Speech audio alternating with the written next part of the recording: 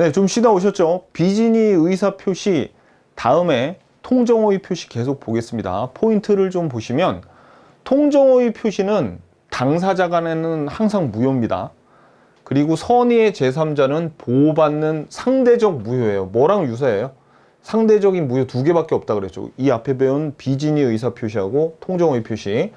그 다음에 우리가 앞에서 배웠던 채권자 취소권 나옵니다. 형성권, 그죠? 법원에 소를 제기해서만 시행할 수 있는 채권자 취소권이 행사 가능하고 채권자는 그 다음에 제3자는 새로운 이해관계를 맺은 자예요. 요걸 알아야 돼요. 오늘은 수업의 대부분을 이제 요거를 위해서 쓸 겁니다. 요거를. 자, 목차 한번 볼게요.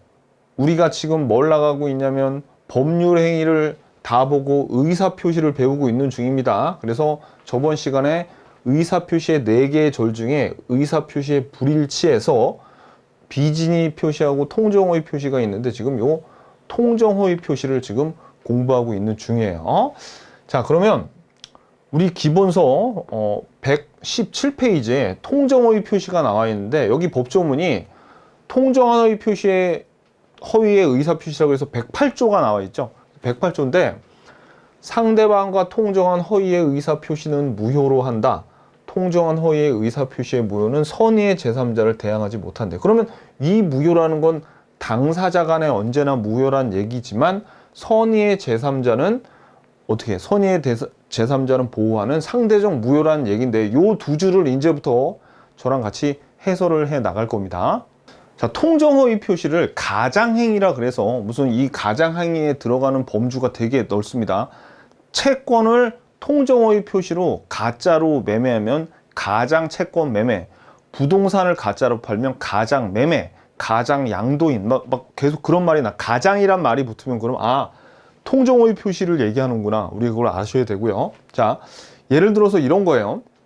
여기 갑이 건물이 하나 있고 예전에 채권자 A로부터 한 5억 정도 빌려 썼습니다. 근데 돈을 못 갚으니까 요 채권자가 자기가 갖고 있는 부동산에다가 아무래도 뭐 압류나 가압류 가해가지고 경매로 넘길 것 같아요. 그러니까 불안해가지고 이 갑이 자기하고 절친한 을에게 뭐라고 얘기하냐면, 야, 내가 너한테 가짜로 소유권 이전을 해주는 척 할 테니까 너는 나한테 그냥 매매 대금 주는 신용만 해. 돈 안 줘도 되는데 내가 너한테 일단 소유권 이전해 줄 테니까 요 채권자하고 문제가 해결되면 너 다시 나한테 요 건물 줘야 된다 라고 했어요. 그러니까 우리 알았어, 좋아, 이렇게 해가지고 을 앞으로 이렇게 넘어가는 겁니다. 이름은 얘네들 일단은 표의자 상대방이지만 가장이란 말을 넣어서 단어를 만들어두면 얘네 매매를 했는데 가장으로 한 거죠. 그래서 가장 매도인, 가장 양수인, 가장 매수인이라 그래도 되고요. 가장 양도인, 가장 양수인이라고 해도 됩니다. 자, 그러면 지금 얘네 둘이 이 통정허위 표시라는 게 어때요? 일단은 의사 표시가 존재하긴 했죠. 나 너한테 소유권 이전할게, 매도할게 라는 의사 표시가 했지만 진의가 있고 표시가 있는데 표시는 팔겠다고 했지만 사실은 얘가 팔겠다는 게 아니었죠. 진의가. 그러니까 진의하고 표시하고 달라요. 불일치한 거를 표의자가 뻔히 인식하고 있어. 요거는 뭐랑 같아요? 비진의 의사표시랑 동일하죠. 근데 하나가 달라. 뭐가 달라요? 통정허위 표시는 이 상대방이 이걸 알아. 그래서 상대방과 서로 이 진의와 표시가 다르다는 걸 뻔히 알면서 서로 합의하는 거를 통정이라고 합니다. 어감이 굉장히 안 좋죠. 통정. 서로 어떻게 해요? 얘네들이 요 진의와 표시가 다른 이런 가장행위를 하려고 하는 의사표시를 했는데 얘가 그걸 알고 같이 짜고 자기 앞으로 소위 좀 시쳇말로 가라로 등기를 하는 거예요. 그러면 이제 이 채권자가 어떻게 해요? 여기 부동산에다가 뭐 가압류나 그런 걸 못 해가지고 돈을 받기가 상당히 힘들어질 거 아닙니까? 그죠? 그러면 이런 통정허위 표시 있잖아요. 이거는 이 조건은 중요한 게 아니야. 이게 그냥 여러분들 우리의 그겁니다. 그 통정허위 표시의 정의예요. 그래서 잠깐 한번 읽어볼까요? 통정허위 표시의 정의를. 우리 기본서 다시 돌아와서 118페이지, 117페이지죠.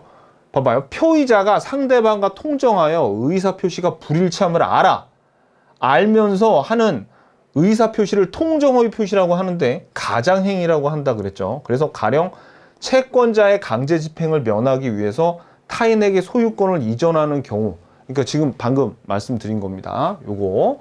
자, 근데 요건을 보니까 의사표시가 존재해야 되고 의사표시와 불일치를 인식해야 되고, 그 다음에 이 사행이라는 게 뭐냐면 속여가지고 그러니까 주로 채권자겠죠. 채권자에게 해를 입힐 의사가 없어. 채권자를 속일 의사 없어도 얘네 둘이 서로 이렇게 통정허위 표시를 이게 불일치하면 그럼 통정허위 표시가 되는 겁니다. 반드시 이렇게 채권자에게 돈을 안 갚겠다는 그런 의도가 없어도 얘네 둘이 쓸데없이 이런 짓거리를 하면 서로 진여하고 표시가 안 맞는데 얘네 둘이 이런 짓거리를 하면 통정허위 표시가 된다 이거예요. 그러니까 이런 짓 하지 말라는 거죠. 자, 그리고 그러니까 요거 두 개는 비진이 의사표시와 유사해. 근데 비진이 의사표시와 다른 점이 뭐예요? 그렇죠. 이 상대방과 통정이죠. 상대방이 단순히 표의자의 비진이 표시를 알고 있는 것만은 통정이 아니고 상대방과 사이에 합의가 있어야 돼. 합의 동그라미.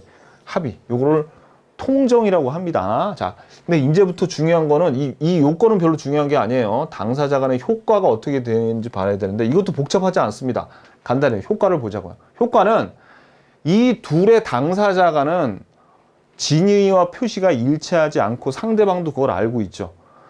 그리고 그러면 언제나 이 당사자 간의 효과는 무효예요. 무효. 근데 이 통정허위 표시의 무효가 통정이란 말이 들어가가지고 굉장히 좀 어감이 안 좋아서 반사의 질서 행위인 103조 위반 아닐까? 이렇게 생각하는데 그거는 아닙니다. 이거는 그냥 일반 무효예요. 그러니까 이 반사의 질서 행위에 해당이 안 돼. 그러니까 일반적인 무효로 가는 겁니다. 그러니까 불법 원인 급여가 적용이 안 된다고요, 여기는. 자, 그리고 이 채권자는 우리가 배웠던 거 한번 써먹어야죠. 앞에 형성권에서. 채권자 취소권, 얘네 둘이 딱 보니까 이거 통정허위 표시예요. 그러면 법원에 어떻게 소를 제기해서 채권자 취소권을 돌려서 채권자 취소권을 소송으로, 반드시 이거 소송으로 행사해야 된다 그랬죠? 요걸 행사해서 요거 말소 등기하고 다시 소유권이 얘한테 가게끔 만들 수가 있습니다. 여기서 가능해. 이중매매나 뭐 그런 건 가능한 게 아닌데 자, 우리 통정허위 표시에서는 이게 가능하네. 채권자 취소권이. 오케이. 자, 그래서 볼게요. 여기 보시면 자, 당사자 사이에서는 밑줄 당사자 사이에서는 언제나 무효입니다. 그러니까 언제나 무효니까 안 줬으면 안 줘도 되고 줬으면 돌려 받아야 되고 그거죠. 그러나 근데 통정허위 표시가 이 통정이란 말이 어감이 되게 안 좋아서 반사회적 행위처럼 보이지만 밑줄 통정허위 표시는 반사회적 행위인 103조에는 해당하지 않으니까 불법 원인급여를 적용하지 않아요. 그러니까 줬던 거는 다시 돌려받을 수 있어. 부당이득 반환으로. 자, 그 다음에 3번에 채권자는 채권자 취소권을 행사할 수 있대요. 자, 채권자는 채권자 취소권을 행사할 수 있는데 이게 뭡니까? 자, 채권자를 해함을 알고 채무자가 허위 표시를 한 경우, 그럼 이게 뭐라는 소리예요? 채권자의 해함을 알고 했대. 그럼 이거는 사해행위를 했다는 거죠. 사해행위를 했으면 채무자의 채권자는 채권자 취소권을 행사할 수 있어. 채권자 취소권 행사. 이 표현이 그냥 그대로 나옵니다. 채권자 취소권을 행사할 수 있다. 채권자 취소권이란 채권자를 해함을 알고 행한 채무자의 법률행위에 대하여 그 취소 및 원상회복을 법원에 청구할 수 있는 채권자의 권리를 얘기하죠. 그래서 요거 보면은 채권자 취소권을 누가 행하는 겁니까?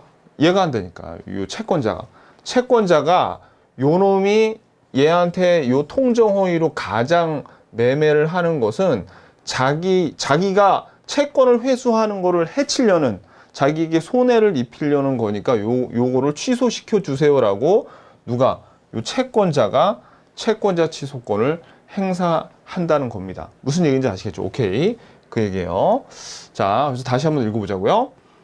채권자 취소권이란 채권자의 해함을 알고 행한 채무자의 법률 행위에 대하여 채무자가 누구야? 방금 갑이었죠.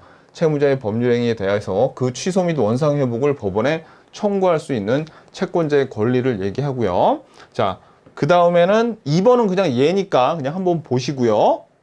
요거 채무자의 법률 행위가 채권자 취소권의 대상이 되더라도 통정허위 표시의 요건을 갖추면 무효예요. 그러니까 채권자는 채권자 취소권을 행사할 수도 있고 그 다음에 무효를 주장할 수 있습니다. 둘 다 할 수 있다는 얘기예요. 오케이. 자, 그 다음에 요게 이제 시험에 잘 나오는데 요거 허위 표시에 우리 요 통정허위 표시는 철회도 가능하고 그 다음에 추인도 가능해요.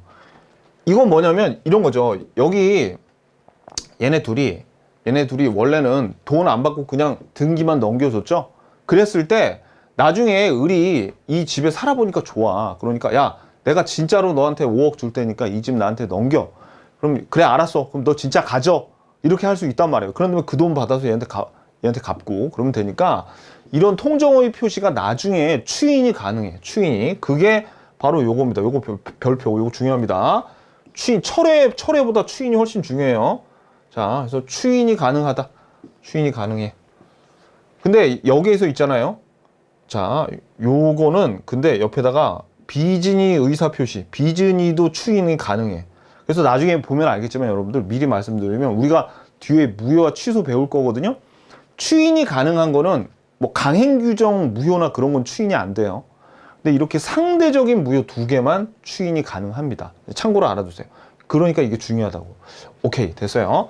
자, 그러면 이제 이 을을 믿었건만 을이 제3자한테 달랑 팔아버릴 수가 있겠죠. 그러면 이 제3자에 대한 효과를 볼게요. 제3자에 대한 효과는 보세요, 여러분들. 자, 먼저 이 을이 얘가 가장 매매를 했어. 통정허위 표시로 얘한테 팔았는데 이놈이 어떻게 갑을 배신 때리고 병한테 이걸 판 거예요. 그럼 등기가 이렇게 병 앞으로 간 거죠. 그러면 이게 우리 뭐처럼 비진이 의사표시처럼 이 제3자가 선이잖아요. 선이라는 건 뭐야? 얘네 둘이 이게 통정허위 표시인지 몰랐으면 얘는 보호가 됩니다. 근데 악의가 있으면 안 돼.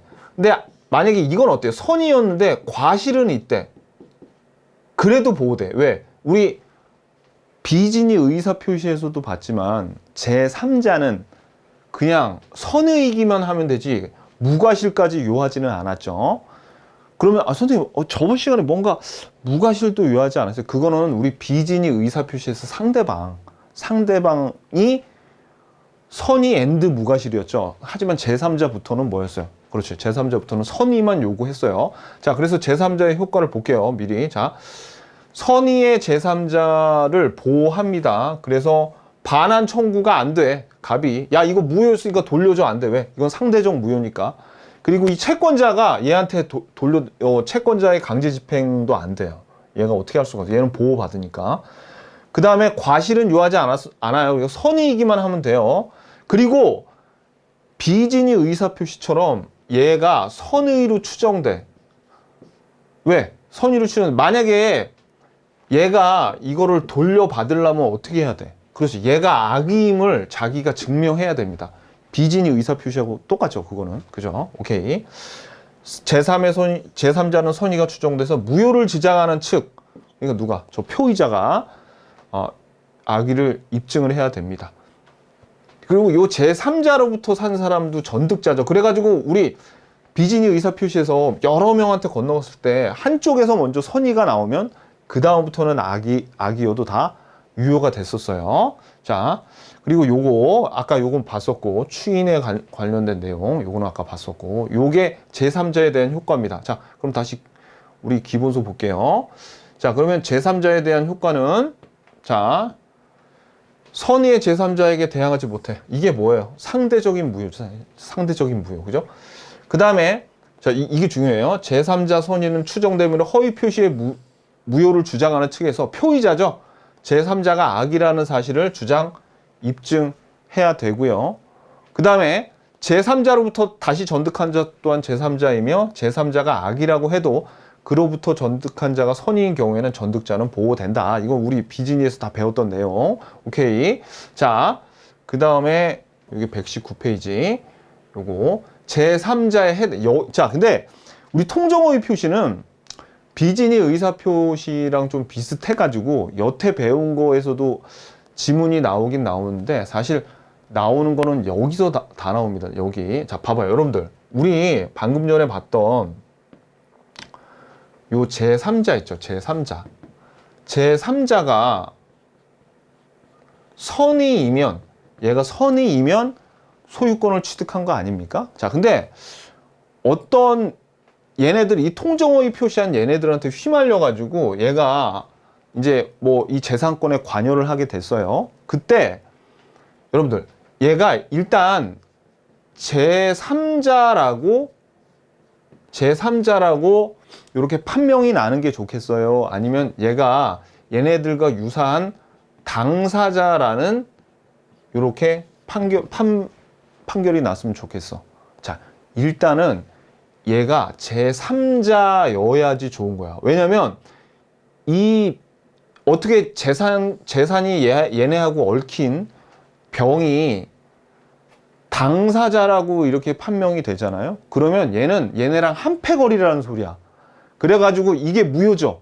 그럼 얘도 당사자면 이 무효의 영향을 받아가지고 얘는 선악 같은 거 따질 필요도 없이 그냥 뭐가 되는 거야.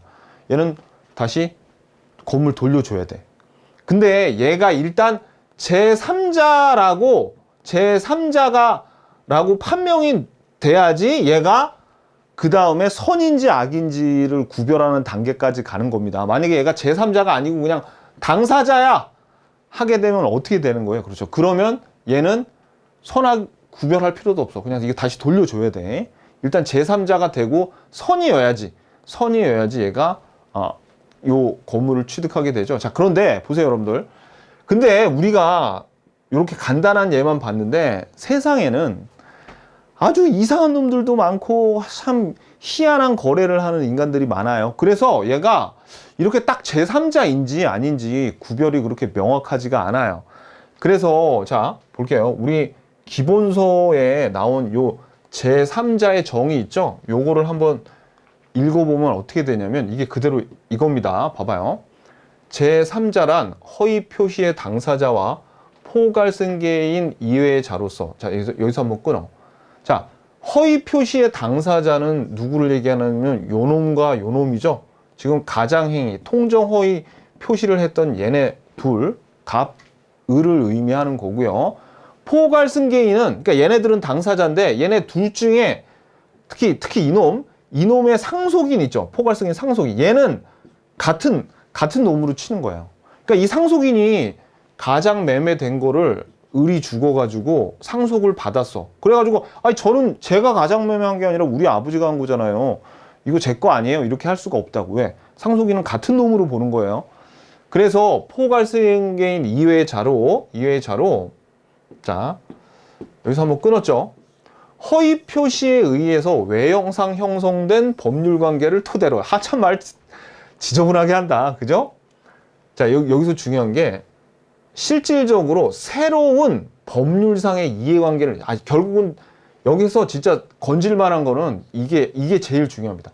새로운 법률상 이해관계를 맺은 자래. 이게 무슨 얘기냐면 이겁니다. 뭐냐면 일단은 어떤 사람이 제3자여야 되냐면 이런 가장행위나 통정허위 표시 있죠. 요 다음에 요 법률행위가 있은 다음에 온 애들이 제3자지 이 전부터 이거하고 얽혀 있는 애들은 제3자가 아니에요. 이따 그 예를 볼 겁니다. 이따 하나씩 다 볼 거예요. 이거 되게 많아, 양이. 자, 그러니까 시간적으로 먼저 이 가장행위가 일어났어야 돼. 그런 다음에, 그러니까 예를 들어서 이거죠. 얘가 가장 매매를 한 다음에, 가장 매매면 얘 앞으로 등기가 되겠죠. 얘한테 다시 산 애들 또는 이 부동산의 저당권을 설정한 애들, 그러면 일단 가장행위가 일어난 다음에 뭔가 한 거죠. 그런 애들이 제3자여야 된다는 거예요. 새로운. 그럼 어떤 거? 이 가장행위를 통해서 시간적으로 나중에 그리고 새로운 권리자가 되는 겁니다. 자, 그 예가 이거예요. 그 예가 그러니까 이게 중요하다면 새로운 법률상 이해관계를 맺은 자. 먼저 이게 일어나야 돼. 그 다음에 요거를 토대로 뭔가 일어나야 되는데 아까 말씀드렸죠. 가장행위의 종류가 무지하게 많아요. 그래서 이 부동산 있으면 가짜로 팔아먹는 놈들 있죠. 이거야 뭐 여기 있는 애들 다 누구야 채권자한테 추심당할까봐 채권자가 돈 달라고 할까봐 다 가짜로 이렇게 하는 애들인데 또 요거를 안 팔고 교활하게 여기다가 이제 저당권 설정하는 놈도 있어. 가짜로. 그러면은 어차피 채권자가 여기 들어와가지고 경매도 자기 친구한테 낙찰대금 다 넘어가죠. 그러니까 채권자가 이거 해봤자 별로 돈을 못 받는단 말이에요. 그랬을 때 그러면 우리가 가장이란 말만 붙이면 돼. 그냥 가장 저당권 설정이죠. 그 다음에 채권도 돈을 빌려주지도 않았는데 그냥 돈 빌려줬다고 하면서 가짜로 채권을 양도하는 애들도 있어. 아니면은 남한테 받을 채권을 자기 친구한테 야 네가 이 채권 샀다고 해 라고 하는 식으로 양도하는 경우도 있고요. 아무튼 이런 여러 가지 가장 행위가 있은 다음에 이제 어떤 일을 해야 되냐면 첫 번째, 자 만약에 이게 부동산이라면 각종 등기를 한 애들, 걔네들이 제3자야. 그럼 왜? 확실히 새로운 법률상 관계를 맺었죠. 이런 일이 끝나고 여기에다가 등기까지 했다는 거는 확실하게 뭔가 그 이후에 선후관계가 확실하다는 얘기예요. 그리고 새 법률관계에서 그래서 여기에 이 건물에 관련돼서 가등기라든지 소유권이라든지 저당권을 설정하든지 뭐 아무튼 간에 가장행위가 있은 다음에 등기한 애들, 그런 애들은 제3자고요. 그 다음에 가압류 채권자, 여기다 가압류했다는 얘기는 주로 요놈에 대한 채권자겠죠. 얘네들이 그냥 가압류 안 한 일반 채권자들은 아무것도 안 한 애들은 제3자가 아니야. 왜? 여기하고 지금 얽혀있지가 않잖아요. 그냥 얘한테 단순히 돈 받는 일반 채권자는 아니고요. 요렇게 가장매매한 부동산이나 어떤 채권에다가 뭔가 압류 또는 가압류한 애들. 자, 그리고 또 이런 경우도 있습니다. 가장 저당권을 을한테 설정해 줬더니 냅다 을이 경매를 넣어가지고 여기에 낙찰을 경락받은 애. 그 다음에 파산관제인도 나와요. 요 파산관제인이랑 보증인은 각각 케이스가 있기 때문에 이걸 따로 배울 텐데 우리 시험에 이 가압류한 자하고 각종 등기한 자가 나오면은 쉽게 못 찾도록 말장난을 엄청 쳐놔요. 그러니까 이거를 제가 지금부터 하나씩 설명을 드리는데 우리 기출문제에 나온 거 위주로 설명을 드릴게요.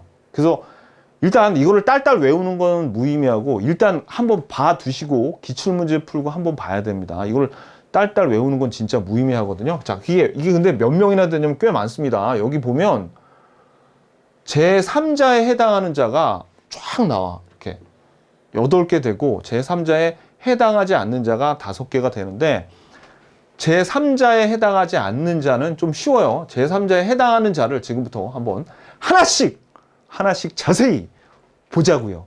요거. 자, 119페이지에 1번부터 8번까지가 제3자에 해당하는 자인데 자, 하나씩 보자고요. 자세히. 임대차 보증금 반환 채권을 가장 양수한 자의 채권자가 그 채권에 대해서 압류 및 추심 명령을 받은 경우 그 채권자. 야, 진짜 이렇게 해놓고 주택관리사 시험 내기 있기 없기? 있습니다. 2번이나 나왔어요. 2번이나 이게. 근데 이게 해설 들으면 아무것도 아닌데 시험장에서 이거 딱 만나면 어떻게 아냐고요. 이게 그러니까 해설만 들으면 괜찮아요. 한번 보자고요. 먼저 여러분들 임대인이 있고 임차인이 있습니다. 그러면 이 임차인이 보증금 임대인한테 맡기고 임대차 기간 끝나면 보증금을 임대인한테 달라 그럴 수 있죠. 그거를 우리가 뭐라고 그러냐면 보증금 반환 채권이라 그래요.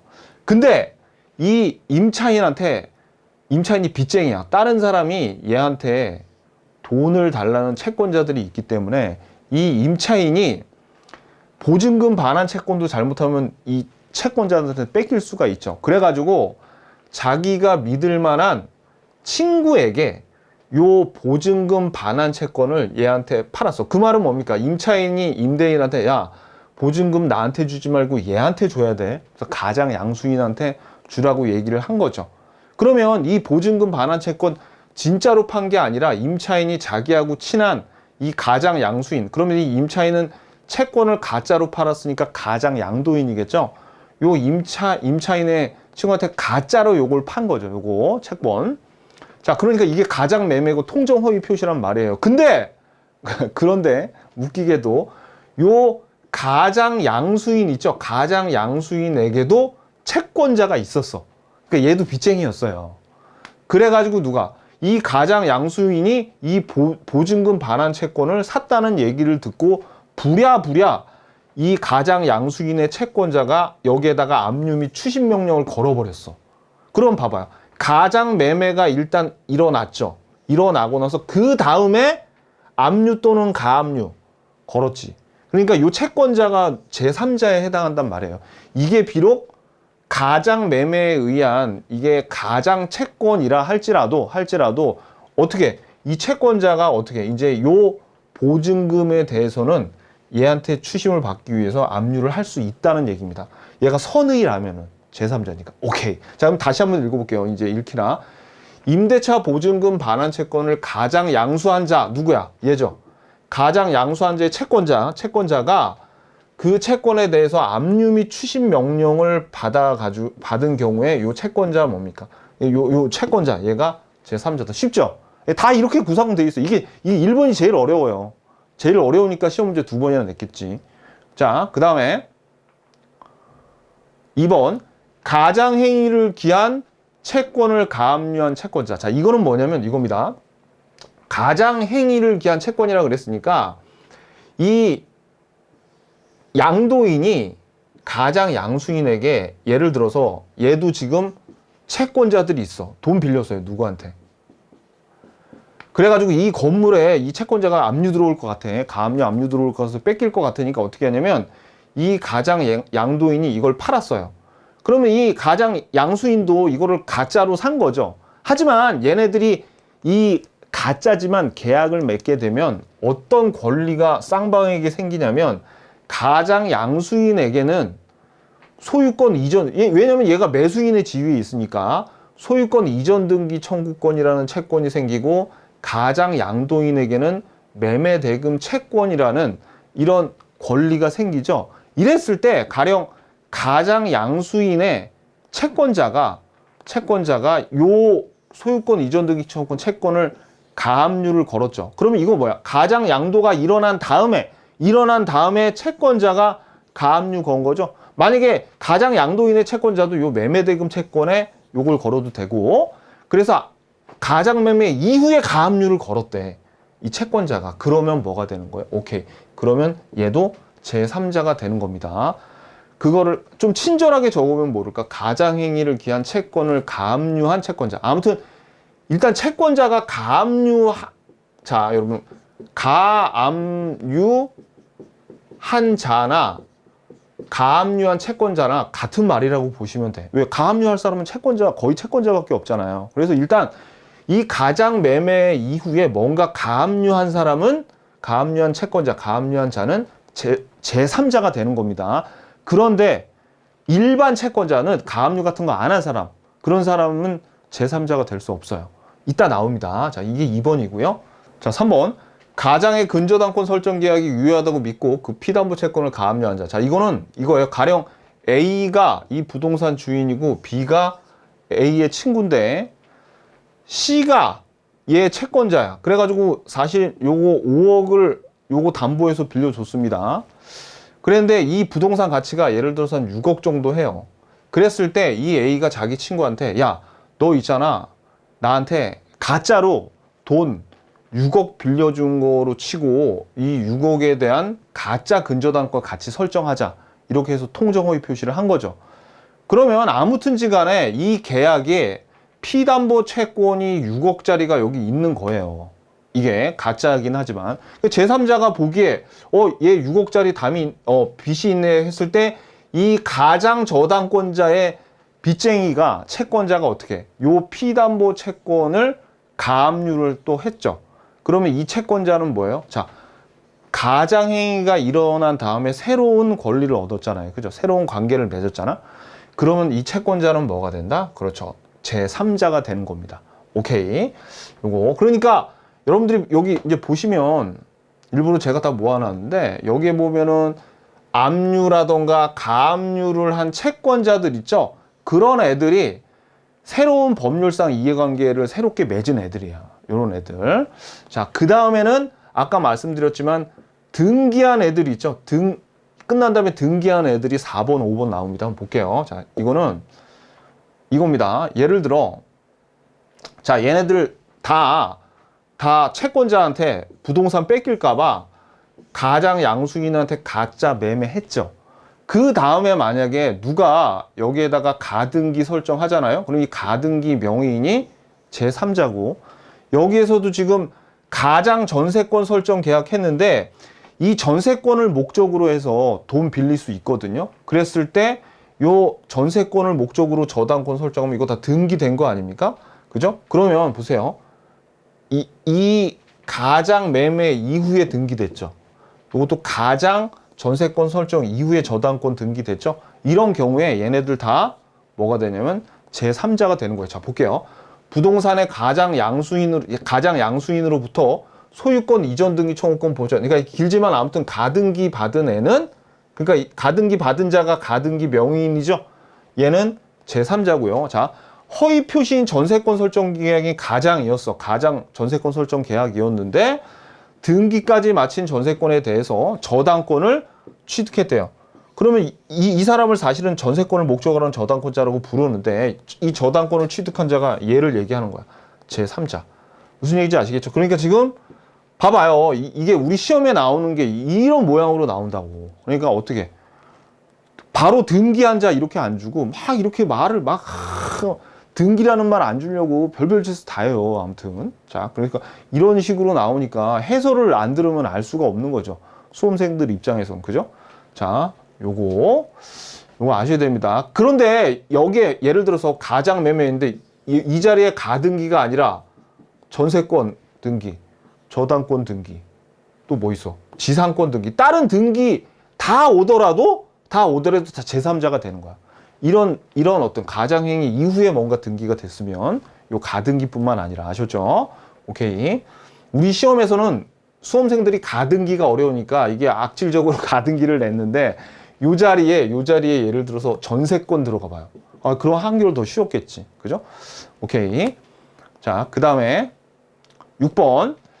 요거는 가장 저당권 설정 행위에 기한 저당권 실행에 의해서 부동산을 자, 이제부터 5번까지, 그러니까 1번이 제일 어렵고 나머지부터 좀 쉬운데 6번도 쉽습니다. 예를 들어서 이게 A고 얘가 B예요. 근데 A가 역시 채권자가 있어. 그래가지고 무서워가지고 얘한테 가짜 저당권을 이렇게 설정을 해줬어요. 근데 낼름 이놈이 어떻게 하냐면 이거 그냥 경매를 걸어버렸어요. 진짜 나쁜 놈이죠. 이 나쁜 놈이지만 얘는 정말 나쁜 놈이야. 그래가지고 자, 일단 가장행위가 있은 다음에 이거 경매 넣어가지고 경매를 낙찰을 받았대요. 그러면 자, 먼저 가장행위가 있은 다음에 그 다음에 경매 일어나서 경락됐죠. 이 사람 제3자라고요. 자, 그래서 가장 저당권 설정에 기한 저당권 실행에 의해서, 얘가 저당권을 실행에 의해서 부동산을 경락받은 자. 그죠? 자, 그 다음에 또 하나. 가장 채권자가 파산한 경우에 파산 관제인. 자, 보니까 요 가장 채권자가 파산했다니까 얘는 법인이겠네. 그죠? 법인 같은 기업이겠네. 자, 그러면 파산 관제인이 파산할 때 나타나서 돈 받아주거나 아니면 돈 갚는 애들이죠. 여기서는 지금 돈 받아주는 역할에 좀 포커스를 맞춰야 돼요. 자, 이게 무슨 얘기냐면 이겁니다. 이 A라는 애가 이 채무자한테 5억을 받을 채권이 있었어요. 채권. 그런데 요 얘한테 받을 5억의 채권이 있다는 걸 사람들이 알면 또 여기다가 가압류를 걸 수도 있겠죠. 얘의 채권자가. 그러니까 어떻게 하냐면 자기하고 친한 B한테 요 5억을 가짜로 판 거야. 그러니까 이게 가장 채권 매매 아닙니까? 그죠?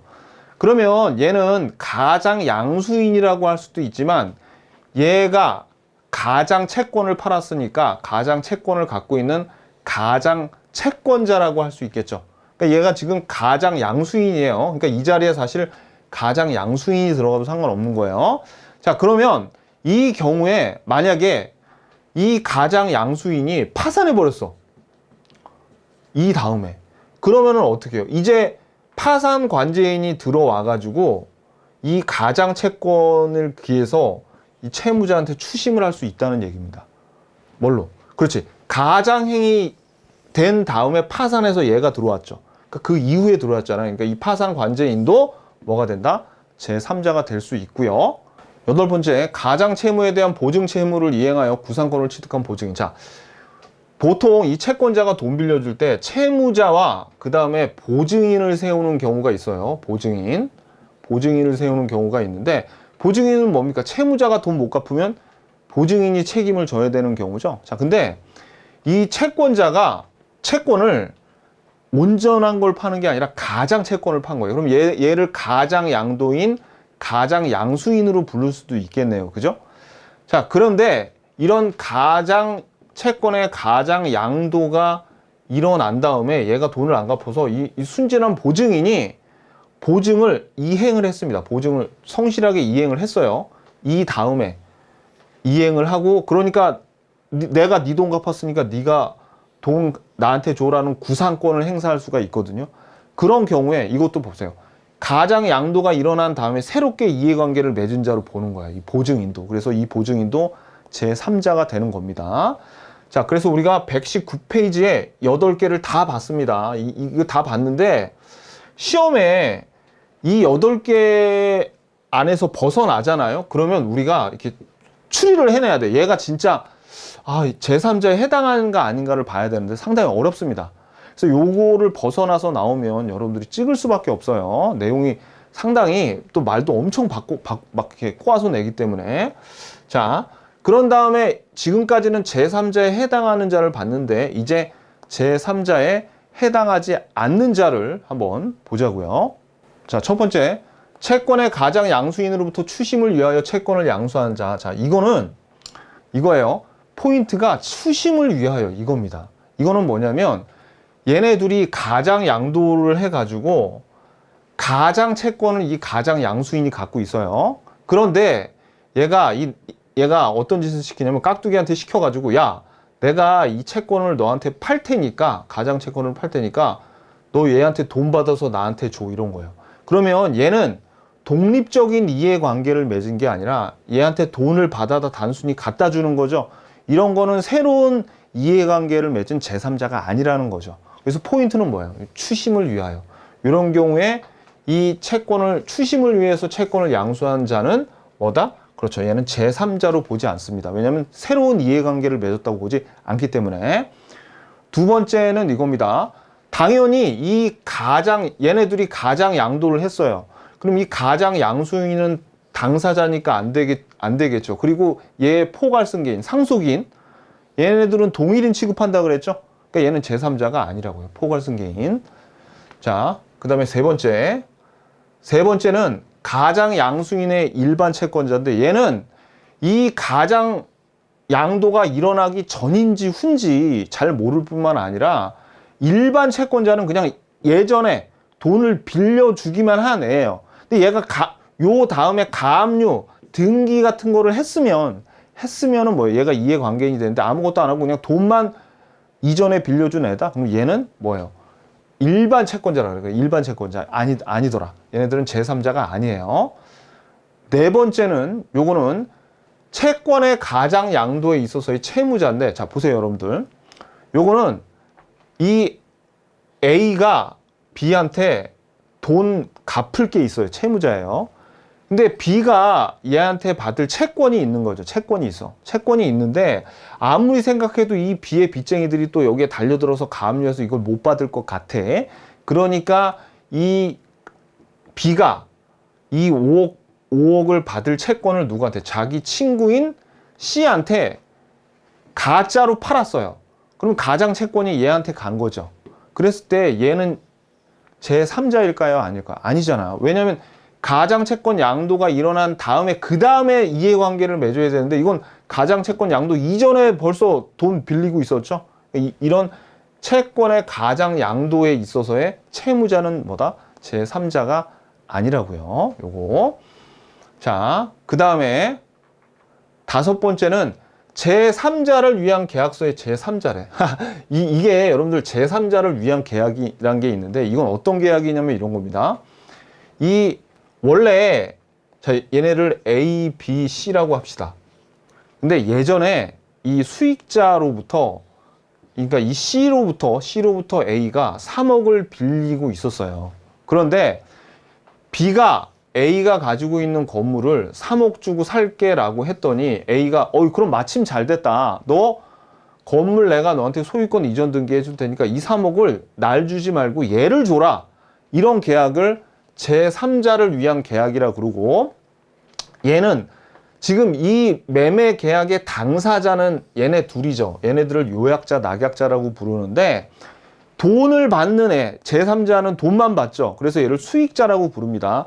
그랬을 때 이 계약에서 돈을 받기로 한 이 제3자는 계약할 때 이미 여기에 들어가 있죠.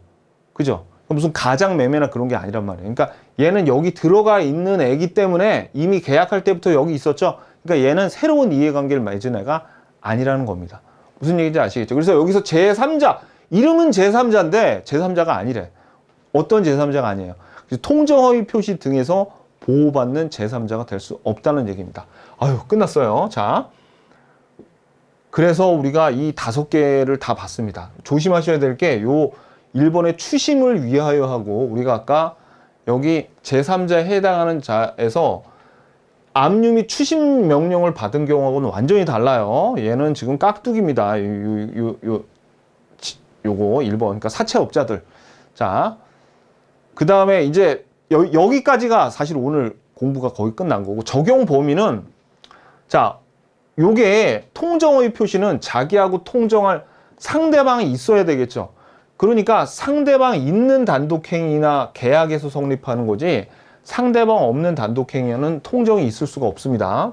그리고 우리가 저번 시간에 배웠지만 가족법이나 공법행위에는 비진의 의사표시나 통정허위 표시나 이런 게 적용이 안 된다 그랬죠. 오케이, 됐어요.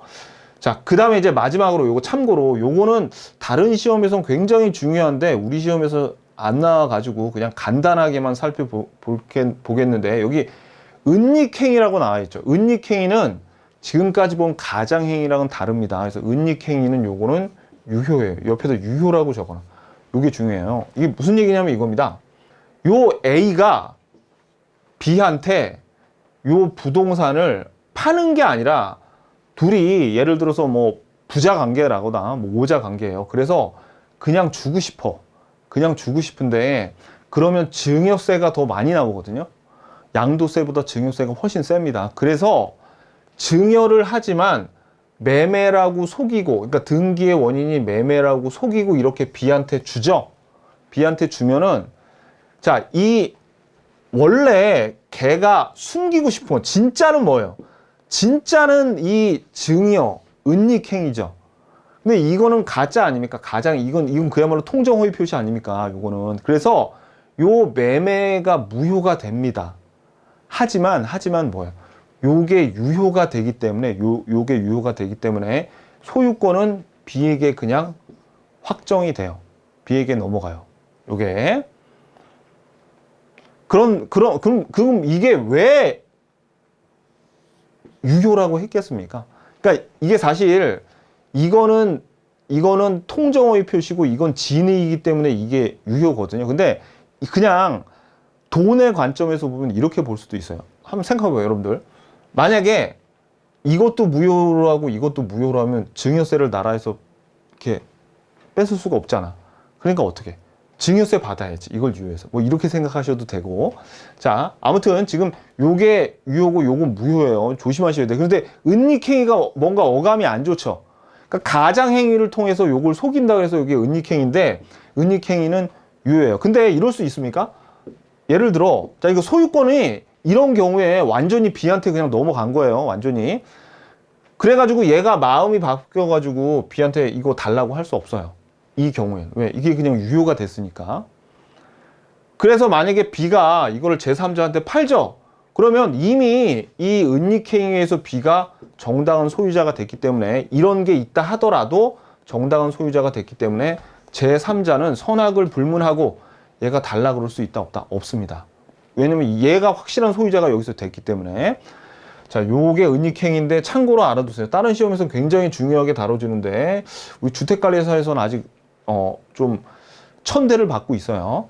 자, 1번 당사자가 증여를 하면서 세금의 탈루를 위하여 매매로 가장하는 경우에 매매는 가장행위고 증여는 은닉행위인데, 자, 여기 밑줄 가장행위는 허위 표시문서 무효인데 은닉행위는 유효하다. 그래서 제3자에게 넘어가면 선악을 불문하고 소유권을 취득한대. 요거 하나만 그냥 밑줄 그시고요.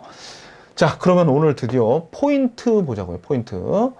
통정허위 표시는 당사자 간의 무효죠. 선의의 제3자는 보호받는 상대적인 무효고요.